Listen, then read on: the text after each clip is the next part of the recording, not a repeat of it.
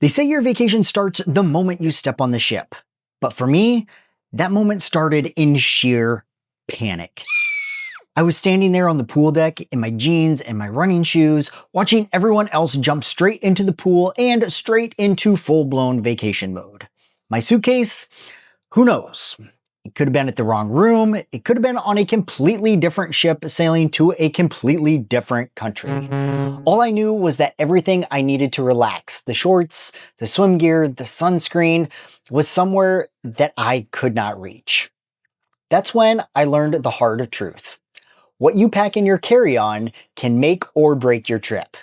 If you've ever started your vacation wishing it would go differently, you know exactly what I mean. You could spend weeks planning your excursions, your shows, your dining reservations, but if your carry-on isn't packed right, your first day can feel less like a vacation and more like a waiting game. After taking over 20 cruises, I have seen it happen to both first-time cruisers and seasoned cruisers alike. So if you think this could never happen to you, think again.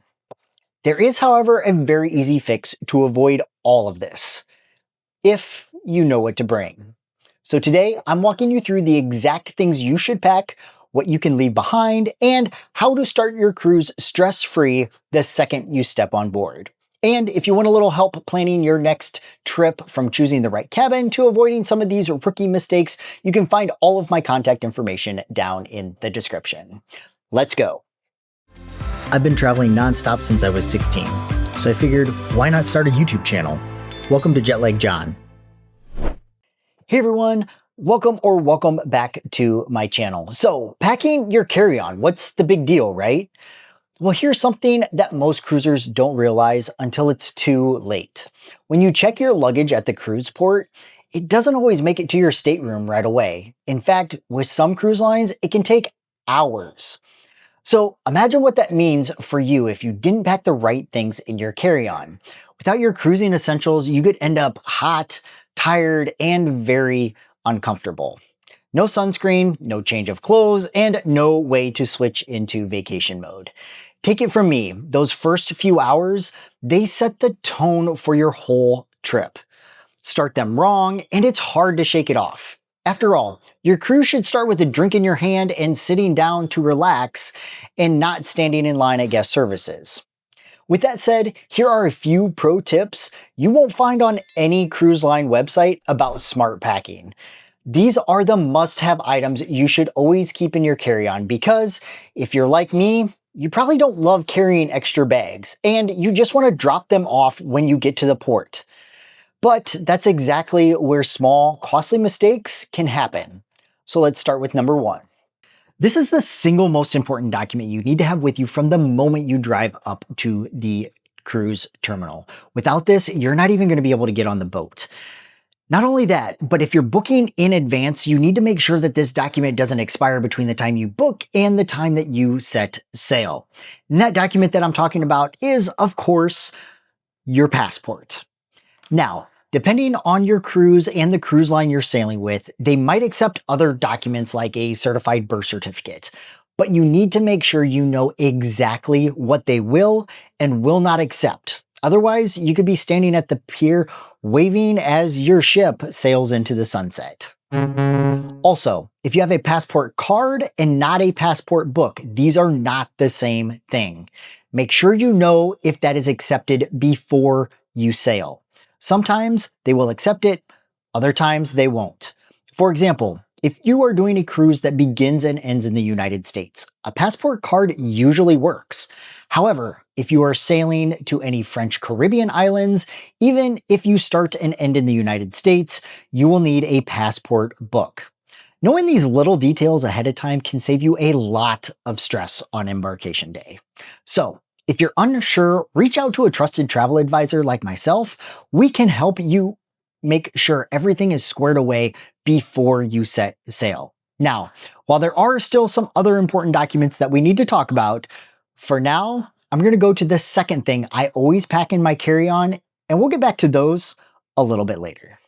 Number 2 on my list is what I refer to as a comfort kit.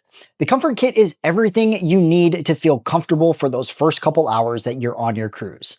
Some of the items that I like to include in my comfort kit are things like a swimsuit, sunscreen, and flip-flops.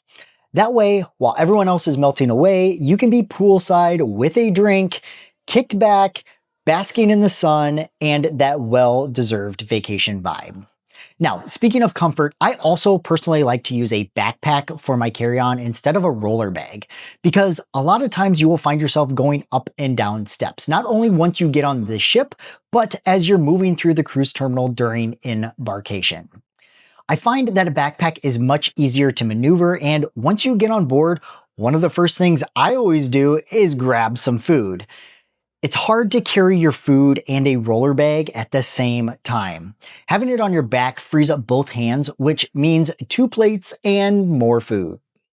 Next on the list are the very important but often overlooked tech essentials, and I refer to this as my tech kit. I'm talking chargers, portable power banks, and your headphones. Whether you're listening to your favorite audiobook or capturing footage of every inch of the ship, having that extra charge can save you a trip back to your cabin and make sure you don't miss out on a single moment of those first few hours on board.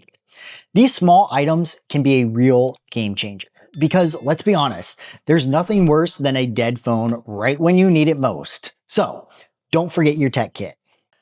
A lot of people think they need a full-blown pharmacy to prepare for anything and everything that could go wrong with your trip. But the truth is, just a few survival items are all you need to really keep your cruise running smoothly. Little things like motion sickness medication, hand sanitizer, and disinfecting wipes are always on my list. Something else that I always classify with this section is a reusable water bottle. Most cruise lines are moving away from single-use plastics, so having your own water bottle not only keeps you hydrated, but also helps protect the oceans we have all come to enjoy. Also, don't forget to put your name or some sort of distinguisher on your water bottle. The last thing you need is somebody else using yours, and I've seen that happen on more than one occasion. Now, remember when I said there were a few other important documents that we'd come back to? Well, this is where they come in. Along with your passport, make sure you have other essential documents handy. Things like your travel insurance printouts, cruise boarding passes, and even those excursion receipts, especially if you booked those excursions through someone other than your cruise line. Because here's the truth. Travel plans change. Wi-Fi goes out. And sometimes things just don't go as expected. Having those papers in one place can mean the difference between fixing the problem in minutes or wasting time at guest services just trying to prove what you have already paid for.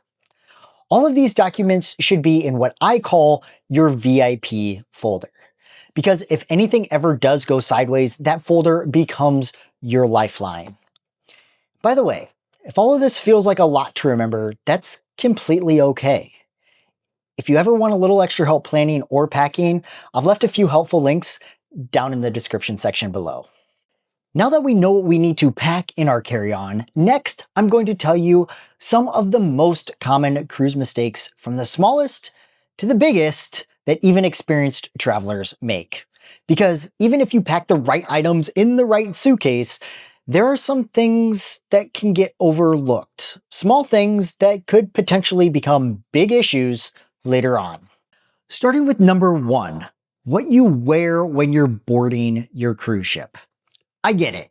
It's a big day, the start of your vacation, and you want to start it looking and feeling just like you pictured when you booked the trip. But here's the thing.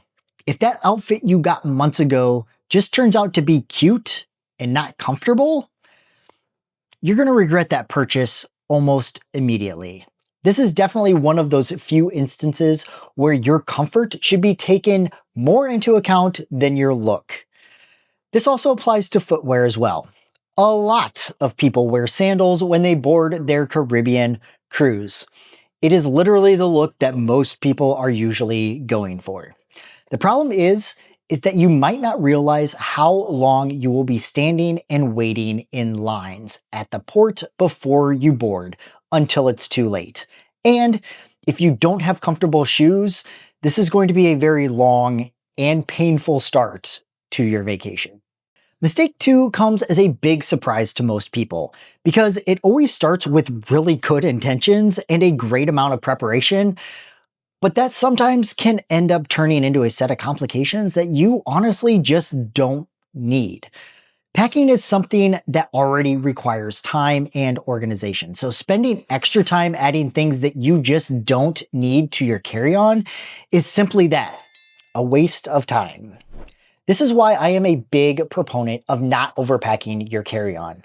The last thing you want is to be that person trying to get through security with a stuffed backpack.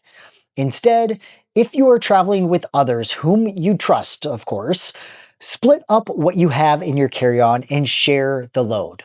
The last thing you want is to be standing in a long line for hours with a huge, heavy bag and an uncomfortable outfit and sandals. Mistake number 3 for me is one mistake that I will never make again. See, I am a type 1 diabetic, which requires me to have insulin. And I forgot my insulin in my checked bag when I dropped it at the port. It would have only taken me a second to grab my little vial of insulin out of my checked bag and put it into my carry-on. But did you think I remembered that? Of course not. I was too excited to get on the ship. However, this became a huge mistake. For me, this meant that my blood sugars were off the chart. I was stressed, I was anxious, and I was afraid to do anything until my insulin showed up at my room. I was running through scenarios where I wasn't going to have any insulin for the entirety of my cruise. I will never do this again. So as a reminder, if there are any medications that you need to have with you in those first few hours of your cruise so you don't miss a dose, make sure you put those in your carry-on and don't be like me, because the last thing you need is a bill from the onboard medical center as a souvenir of your vacation. I hope you can learn from not only my mistakes, but some of these common mistakes, because when you pack with purpose, you shift from a stressed traveler to a confident cruiser. All right, this wouldn't be a Jet Lag John video without at least one little bonus tip or hack. So I'm going to share one with you that is probably the most underrated, but yet a personal favorite of mine when it comes to packing your carry-on. Now, you probably use these in your checked luggage, but they are just as useful in your carry-on as well. And I'm talking about packing cubes. Now, I know that might seem basic, but hear me out. They are perfect for keeping everything separate. Your comfort kit, your tech gear, all your medications, everything that we've talked about so far in this video, without you having to dive into your bag and turn it into a tornado every time you need to pull something out. Plus, they add a layer of protection against leaks and spills or sharp objects that could ruin your vacation before it even starts. And honestly, there's no better feeling than opening up your carry-on and instantly knowing where everything is so you can grab what you need and get back to enjoying your vacation. Preparedness isn't just about what you pack, it's about peace of mind. What's the one item that you always carry with you in your carry-on? Share it down in the comment section below. I will even feature some of the answers in the community section of my channel. I love seeing what other creative travelers bring with them. Remember, as a rule of thumb, always assume your checked bag will take up to 4 hours to arrive at your room. It's usually much faster than that, but having that mindset helps you pack your carry-on wisely. Now that you are packing like a pro, let's take it one step further. In the next video, I am going to show you a few simple ways to get a free upgrade on your next cruise, so you can start your vacation in comfort, luxury, and without spending $1 more. I'll see you in the next one.